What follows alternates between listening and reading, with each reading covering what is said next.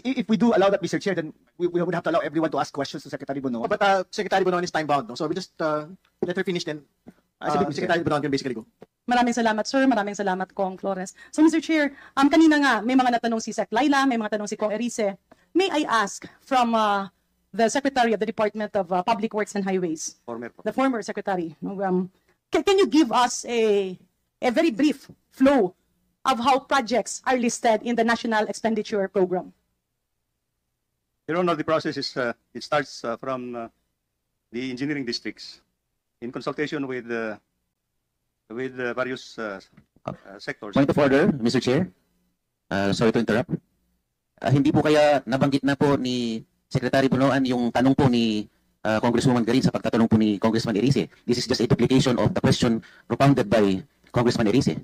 But I think we have to give her the honor of asking the questions. Even if it's a repetition of what was asked Mr. Chair, earlier. what rule did my question violate? May I appeal to my colleagues? Magrespetuhan tayo. Kung tiyempo nyo naman, pwede kayong magtanong. I gave that preliminary question because I'm moving to the next question. This is a point of order po. What law did I violate in asking a question, Mr. Chair? Hindi na po ba ako pwedeng magtanong? Kailangan ba yung tanong ko ipaalam ko kay Congressman Marcoleta?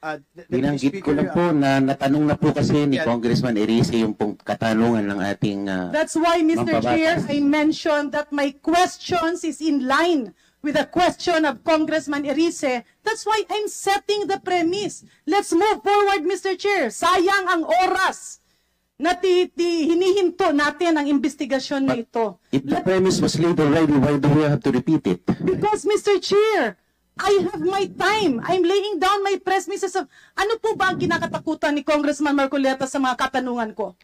Wala po. Then let me proceed, Mr. Chair. Gusto po natin The chair will rule. Po natin ang oras. Di po ba? Oras ko po ang kinakain ng mga tanong ko. And Mr. Chair, may I move that my time be sent back to point zero? Yes, let the Deputy Speaker proceed, please. Thank you. The Chair has ruled.